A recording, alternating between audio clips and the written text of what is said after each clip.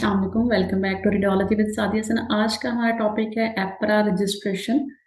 अब एप्रा रजिस्ट्रेशन मैंने आपको लास्ट वीडियो में बताया था कि ये यहाँ पे ऑस्ट्रेलिया में काम करने के लिए हेल्थ केयर डिपार्टमेंट में काम करने के लिए आपको एक लाइसेंस लेना पड़ता है और वो लाइसेंस जो बॉडी देती है उसका नाम है एप्रा।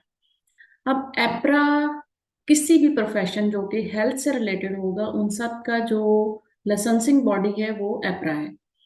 तो आपने अगर ऑस्ट्रेलिया आना है या अगर आप पहले से ऑस्ट्रेलिया में हैं और यहाँ पे आपने हेल्थ केयर इंडस्ट्री में काम करना है एज ए हेल्थ केयर किसी भी डिपार्टमेंट में, चाहे वो फिजियोथेरेपी है, चाहे वो ऑपरेशन थिएटर है, चाहे वो मेडिकल रेडिएशन साइंसेज है, मेडिकल इमेजिंग है, सोनोग्राफी है, इवन एमबीबीएस है, बीडीएस है, नर्सिस है, मिडवाइफरी है, तो उन सबको जो है वो ये लाइसेंस लेना पड़ता है। आज हम इसी को डिस्कस करेंगे। इस वीडियो में मैं डिटेल से एप्रा जो रजिस्ट्रेशन फॉर्म है वो आपको दिखाऊंगी, उसके बाद इसके साथ जो डॉक्यूमेंट्स अटैच होने हैं वो आपको दिखाऊंगी, फिर उसके बाद इसकी कितनी फीस है और कितना ड्यूरेशन है इस सारे प्रोसेस में जो आपको कंप्लीट करना होता है।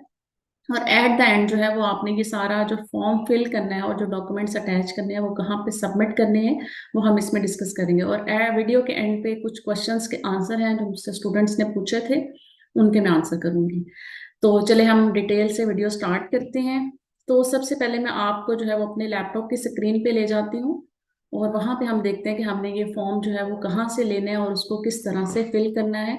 आपने वीडियो को स्किप नहीं करना है, डिटेल से देखना है, हर पॉइंट को नोट करना है ताकि आप अपने डॉक्यूमेंट्स और फॉर्म को अच्छे से फिल कर सकें, जिसकी वजह से आप जल्द से जल्द जो है वो लाइसेंस ले सकेंगे और इसमें रिजेक्शन के चांसेस या डिले होने के चांसेस जो वो कम हो जाएंगे। तो अभी मैं आपके साथ अपनी लैपटॉप की स्क्रीन शेयर करती हूँ। सबसे पहले आपने क्या करना है, गूगल पे सिंपल एप्रा लिखेंगे तो आपके पास एक वेबसाइट आ जाएगी जो कि गवर्नमेंट की वेबसाइट है। यहाँ पे हम इसको ओपन करेंगे। ओपन करने के बाद हम डायरेक्ट जो है वो इंटरनेशनल एप्लीकेंट्स में जाएंगे। यहाँ से आपने फिर क्या करना है कि ये डिफरेंट आपके पास ऑप्शंस हैं, तो हमने अप्लाई फॉर रजिस्ट्रेशन पे चले जाना है। अप्लाई फॉर रजिस्ट्रेशन के बाद आपके पास डिफरेंट डिपार्टमेंट्स आ जाते हैं। अब आपने जिस डिपार्टमेंट में अप्लाई करना है आप उसको ओपन करेंगे। अभी जो मैं आपको आज की वीडियो में दिखाऊंगी वो है मेडिकल रेडिएशन प्रैक्टिस के लिहाज से जितने भी लोग हैं जो कि मेडिकल इमेजिंग है, रेडियोग्राफी है, रेडिएशन थेरेपिस्ट है, न्यूक्लियर मेडिसिन टेक्नोलॉजिस्ट है, ये वीडियो उनके लिए है।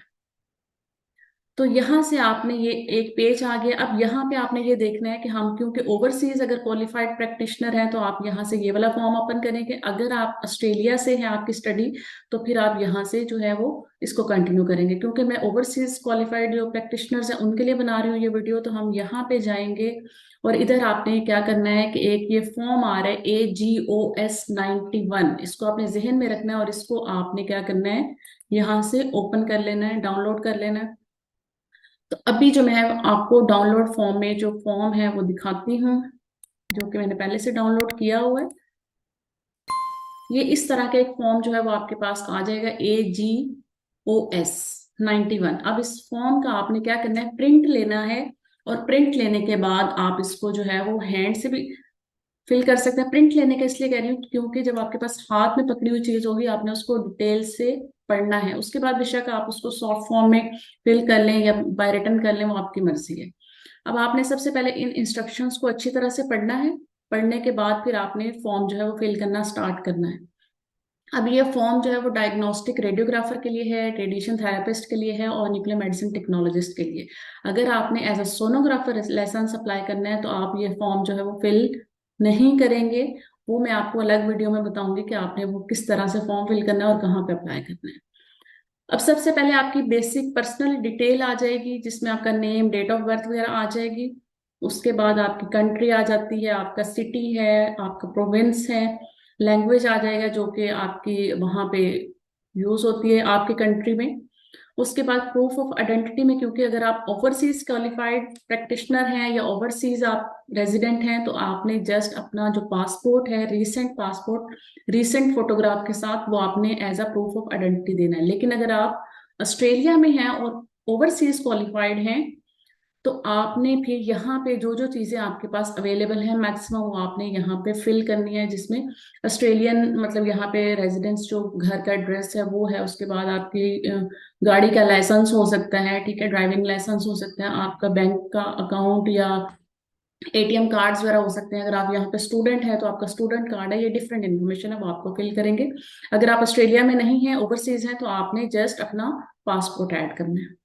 उसके बाद अपनी कॉन्टेक्ट डिटेल्स आपने देनी है। उसके बाद आपने रेजिडेंशियल एड्रेस, जो कि आपका उस जगह का एड्रेस होगा जहाँ पे आप प्रैक्टिस करते हैं, जहाँ पे आपकी जॉब है। क्योंकि अगर आपकी जॉब किसी और सिटी में, आपका रेजिडेंस का एड्रेस किसी और जगह का होगा, तो वो दोनों क्लैश करेंगे डेफिनेटली। बेशक आपका होम टाउन जो है वो चेंज है, लेकिन जहाँ पे आप जॉब कर रहे हैं वहां पे रहते भी हैं। क्योंकि आप जो है वो एक सिटी से दूसरी सिटी जो है वो डेली नहीं जाते। हाँ, अगर आपका ट्रैवल टाइम जो है वो कम है, मतलब फॉर एग्जांपल एक गांव से आप सिटी साथ वाले सिटी में जा रहे हैं, तो तब आप इस तरह के ऑप्शन जो है वो यूज कर सकते हैं। उसके बाद फिर आपने यहाँ पे देखना है कि आपका जो रेजिडेंशियल एड्रेस है वो सेम है। डेफिनेटली तो आप यस लगाएंगे। लेकिन अगर आप एज अ मतलब जब काम कर रही हैं और आप लाइसेंस अप्लाई करने लगे हैं, उस टाइम पे आप ऑस्ट्रेलिया में हैं, तो आप उसको नो करेंगे। और आप यहाँ पे अपना, जहाँ पे आप काम कर रहे हैं ऑस्ट्रेलिया के जिस भी हिस्से में है, आप इसको उसके लिहाज से फिल करेंगे। जैसे मैं अगर अपनी बात करूं, तो जो मेरा रेजिडेंस कंट्री है वो पाकिस्तान है, लेकिन मैं अभी जो रेजिडेंस एड्रेस दूंगी वो मैं ऑस्ट्रेलिया का दूंगी, क्योंकि मैं इस टाइम पे ऑस्ट्रेलिया में हूँ। अच्छा, उसके बाद फिर आपका मेलिंग एड्रेस आ जाएगा कि आप जहाँ पे अपनी जो भी कन्वर्सेशन है या कोरियर्स हैं वो रिसीव करना चाहते हैं, वो वाला एड्रेस आपने वहाँ पे देना है।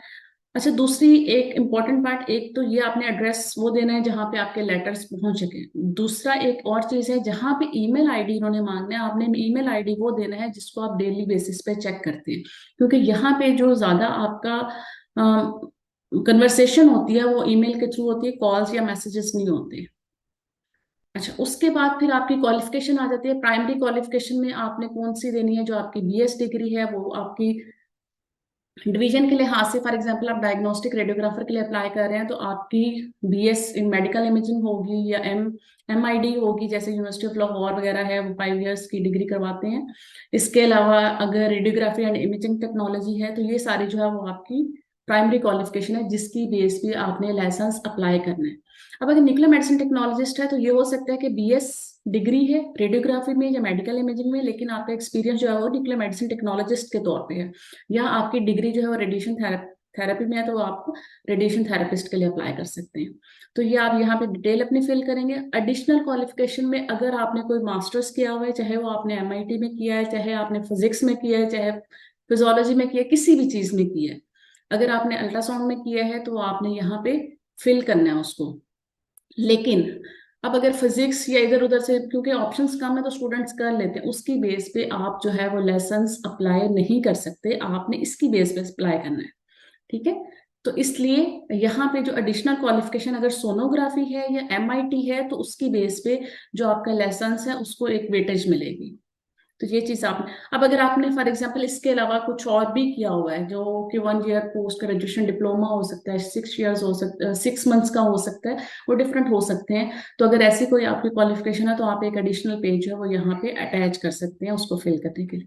अब अगर आपने पहले से कभी लाइसेंस लिया है और उसको एक्सपायर हो गया, दोबारा से करना है, तो फिर आप ये फॉर्म फिल नहीं करेंगे, आप यहीं पे स्टॉप कर दें। अगर आप ये फर्स्ट टाइम फिल कर रहे हैं, फर्स्ट टाइम आप लाइसेंस लेना चाह रहे हैं, तो फिर आप इसको आगे कंटिन्यू करेंगे। अच्छा, उसके बाद फिर आपकी होम कंट्री से एक लाइसेंस या रजिस्ट्रेशन किसी ना किसी बॉडी से होगी। अब अगर मैं पाकिस्तान की बात करूं, तो जैसे आजकल जो है वो स्टूडेंट्स जो है वो पाकिस्तान लाइट हेल्थ काउंसिल जो है वो वर्किंग में आ गई है, उससे रजिस्ट्रेशन करवा रहे हैं, तो आप लोग उससे करवा सकते हैं। उससे पहले जब तक ये नहीं थी तो स्मिप से लेते थे, वो एक अब ऑफिशियल बॉडी नहीं है, तो हमारे पास ऑफिशियल बॉडी है। तो आप पाकिस्तान अलाइड हेल्थ काउंसिल से अपनी रजिस्ट्रेशन करवाएंगे, और वो जो डिटेल है वो यहाँ पे आप फिल कर सकते हैं। अब यहाँ पे हमारे पास 3 ऑप्शंस हैं, तो 3 तरह की बॉडीज की रजिस्ट्रेशन जो है वो हम यहाँ पे लगा सकते हैं। आपके पास एक की है, पाकिस्तान रेडियोलॉजिकल साइंसेज है एक, अगर उसकी भी है तो आप वो भी लगा दें। आपके पास जितनी भी मतलब लाइसेंसिंग बॉडी है, जो कि रजिस्ट्रेशन सर्टिफिकेट जिसका होगा, वो आपने यहाँ पे लगानी है। अच्छा, उसके बाद फिर हमारे पास आ जाता है आपकी वर्क हिस्ट्री, जिसमें आपने क्लिनिकल कोई काम किया है, कोई इंटर्नशिप्स की हैं आपका। लेकिन ये क्लिनिकल काम जो है, वो जो वर्क हिस्ट्री है, वो आपकी डिग्री के बाद से काउंट होगी। अगर आपने ड्यूरिंग डिग्री जो है वो साथ साथ कुछ काम किया, तो आपका इसमें काउंट नहीं होगा, उसको आपने इसमें नहीं डाला, उसका फायदा नहीं है। उसके बाद आपकी सूटेबिलिटी स्टेटमेंट, सबसे पहले क्रिमिनल हिस्ट्री चेक। अब आपने इसमें ये जहन में रखना है कि अगर आप एक जगह से हैं, एक कंट्री से हैं, तो उसका आपका क्रिमिनल हिस्ट्री चेक होगा। अगर आप किसी और कंट्री को विजिट किया और वहां पे आप 6 मंथ्स या इससे ज्यादा रहे हैं, तो उस कंट्री से भी आपने क्रिमिनल हिस्ट्री जो है वो लेनी है, जरूरी है। या अगर आप पाकिस्तान से ऑस्ट्रेलिया आए हुए हैं और ऑस्ट्रेलिया आपको आए हुए 6 महीने हो गए, तो आपने ऑस्ट्रेलिया से भी लेनी है और वो इसके साथ अटैच होगी। उसके बाद फिर हमारे पास ये सारा वही आ जाता है कि अदर देन कोई भी ऐसी कंट्री जहाँ पे आप 6 मंथ्स या इससे ज्यादा टाइम रहे हैं at the age of 18 year और मोर, तो आप वो अटैच करेंगे। फिर हमारे पास जो आ जाता है इंग्लिश लैंग्वेज। तो हमारा क्योंकि जो है वो कंट्री जो है वो रिकॉग्नाइज्ड लैंग्वेज में नहीं आता है, जिसकी जो ऑफिशियल लैंग्वेज है वो इंग्लिश है, तो इसलिए हमने यहाँ पे फिर इंग्लिश प्रोफिशिएंसी के लिए टेस्ट देते हैं, जो कि आइल्स और पीटी आप दे सकते हैं। और ये टेस्ट आपको यहाँ पे भी रिक्वायर्ड है। स्किल असेसमेंट जो कि ASMIRT से हमने करवाने हैं, उसमें भी रिक्वायर्ड है। और उसके बाद अगर आपने वीजा अप्लाई करना है तो उसमें भी रिक्वायर्ड है, इसलिए आपने ये जरूर देना है। ये सबसे पहला स्टेप जरूरी है। चाहे आप आइल्स कर लें, पीटी कर लें, वो आपकी मर्जी है। जो आपको इजी लगता है वो आप कर सकते हैं। फिर आपने उसके जो रिजल्ट्स हैं वो यहाँ पे अटैच करने हैं। अच्छा, उसके बाद फिर अब आपने ये देखना है कि कुछ स्टूडेंट्स ने पूछा था कि जैसे फ्रेश जो ग्रेजुएट्स हैं वो अप्लाई कर सकते हैं या नहीं। तो मैं आपको ये रिकमेंड नहीं करूंगी। आप जरूर अपनी कंट्री में डिग्री के बाद 6 महीने, साल, 2 साल काम करें, ताकि आपके पास जो है वो क्लिनिकल नॉलेज हो, आपके पास टेक्निक्स का नॉलेज हो, आप थ्योरी से निकल चुके हो और आपके पास प्रैक्टिकल नॉलेज हो। क्योंकि जब आप किसी और जगह पे जाएंगे तो आपने कुछ ना कुछ परफॉर्म करना है, आपने अपने आप को रिप्रेजेंट करना है। अगर आप सीधा थ्योरी से प्रैक्टिकल में यहाँ पे आके जाएंगे तो आपके लिए मुश्किल हो जाएगी।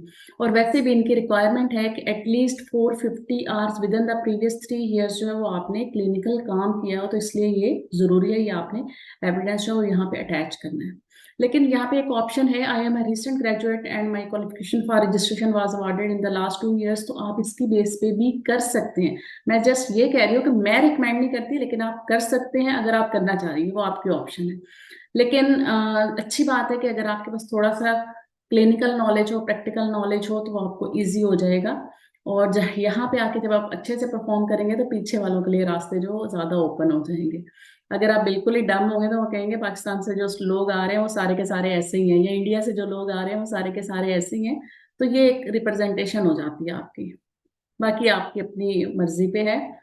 उसके अलावा ये कुछ क्वेश्चंस हैं इनको आपने अपने लिहाज से देखना है। यस और नो में इसको सिंपल आपने आंसर करना है। अगर यस होगा तो आपने उसको एविडेंस अटैच करना है, नो है तो सिंपल आपने उसको नो कर देना है। वैसे ये अगर मैं खुद अपने लिहाज से देखूं तो ये सारे नो हैं। तो उसके अलावा फिर ये कॉन्सेंट या डिक्लेरेशन फॉर्म आ जाता है, इसको आप अच्छे से पढ़ सकते हैं। पढ़ने के बाद फिर डेफिनेटली हमने इसको साइन करना होता है। अगर आप साइन नहीं करेंगे तो आपकी एप्लीकेशन जो है वो सबमिट नहीं होगी। अच्छा, अब ये फॉर्म हमारा कंप्लीट हो गया। यहाँ पे अब हम आ जाते हैं फी पे। अब आप यहाँ पे देखें तो हमारी एप्लीकेशन फीस जो है वो $209 है। ओवरसीज असेसमेंट फीस जो है वो 388 है। उसके बाद रजिस्ट्रेशन फीस जो 2 टाइप्स के, अगर आप NSW स्टेट से हैं तो आपने 171 देनी है। अगर आपने ओवरऑल बाकी ऑस्ट्रेलिया से हैं तो 209। तो मैं 209 को भी काउंट करूंगी। तो ये टोटल ऑलमोस्ट $806 बनते हैं। तो ये बहुत ज्यादा नहीं है, क्योंकि आप अभी इसको जो है वो पाकिस्तानी या इंडियन रुपीज में कन्वर्ट कर रहे हैं, तो ये आपको ज्यादा लग रहे हैं। लेकिन अगर आप इसको ये सोचेंगे कि आप जब यहाँ पे पहुंच जाते हैं और 6 महीने, साल बाद आपकी मे बी ये एक दिन की सैलरी होगी इंशाल्लाह। तो इसलिए आपने इस चीज पे नहीं घबराना है। ये उस ऑप्शन से बहुत बेहतर है कि आप स्टडी वीजा पे आए और लाखों जो है वो फीस के दें और उसके बाद यहाँ पे एक्सपेंस करें, और उससे ये बहुत बेहतर ऑप्शन है। अच्छा, उसके बाद फिर ये डिटेल है जो कि आपने फिल करनी है फीस के लिए। क्रेडिट कार्ड या डेबिट कार्ड जो भी है, ठीक है, उसको आपने फिल कर लेना है। ये चेकलिस्ट है जो कि आपने इस फॉर्म के साथ अटैच करनी है। जो जो चीजें आप अटैच करेंगे उसको आपने यहाँ पे फिल कर देना है ब्लॉक को। ठीक है, इसको आपने देख लेना। अब आपके पास सबसे पहले फॉरेन पासपोर्ट, ऑल डॉक्यूमेंट्स जो कि सर्टिफाइड कॉपीज, नोटरी पब्लिक से सर्टिफाइड कॉपीज लेनी है। और जो कॉपीज होंगी वो कलर्ड कॉपीज लेनी है आपने, ब्लैक एंड वाइट कॉपीज नहीं लेनी। बहुत अच्छी सी कलर्ड कॉपीज होनी चाहिए, जिस क्योंकि आपकी जो कॉपी होगी वो एज मतलब बिल्कुल सही ओरिजिनल की कॉपी ही होनी चाहिए। वो ओरिजिनल डॉक्यूमेंट आपने नहीं भेजना है जब तक कि आपसे वो डिमांड ना किया जाए, अदरवाइज वो आपको डॉक्यूमेंट वापस नहीं मिलेगा। अच्छा, उसके अलावा अगर कोई आपके एडिशनल क्वालिफिकेशन है तो सेपरेट शीट जो है वो अटैच अगर आपने की है तो उसको भी आपने जरूर टिक करना है। आपकी जो रिजल्ट्स हैं, उनकी जो डिग्रीज हैं, रिजल्ट्स के जो मार्क्स हैं वो डिटेल के साथ होने चाहिए और वो इंग्लिश में सारी ट्रांसक्रिप्ट होनी चाहिए। अगर किसी और लैंग्वेज में है तो आपने दोनों लैंग्वेज, इंग्लिश और उसकी ओरिजिनल जो लैंग्वेज है, वो दोनों आपने अटैच करनी है। अच्छा, उसके अलावा बाकी ये सारे आपके डॉक्यूमेंट्स हैं। अच्छा, इसमें जो एक चीज ज्यादा इंपॉर्टेंट है वो है सीवी, जो कि एप्रा के स्टैंडर्ड्स के मुताबिक होनी चाहिए। और जो एक्सपीरियंस लेटर्स हैं वो किस तरह से आपने बनवाने हैं, सीवी किस तरह की होनी चाहिए, वो मैं आपको अलग से एक वीडियो में बताऊंगी इंशाल्लाह, क्योंकि अभी ये वीडियो जो है वो बहुत लेंथी हो जाएगी। आज हम इसी टॉपिक को कवर करते हैं। अच्छा, इसके अलावा फिर ये आपके पास एड्रेस आ जाता है। ठीक है, ये जनरल एड्रेस है। उसके बाद आपने किस सिटी में या किस स्टेट में भेजना है, आप उसको जो है वो साथ में ऐड करके जो है वो भेज सकते हैं। पोस्ट करना है आपने, कोरियर करना है, इसीलिए मैंने आपको कहा था कि आप इसका प्रिंट लेके इसको या तो हैंड रिटन फिल कर लें या आप इसको सॉफ्ट फॉर्म में फिल करने के बाद प्रिंट ले लेंगे तो आपका ये जो है फिर वो आपने बाय पोस्ट उनको सेंड करना है।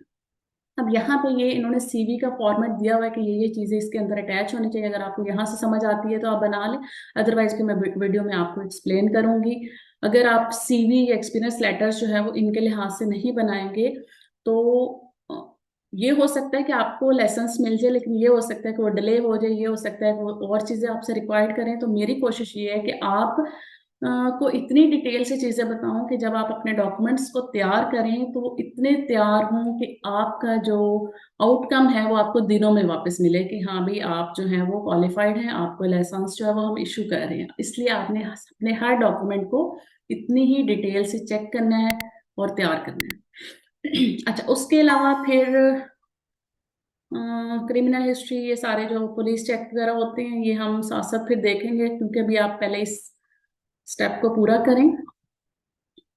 और ये हमारे 18 पेजेस जो है वो फॉर्म के कंप्लीट होंगे। टोटल इसके 18 पेजेस हैं।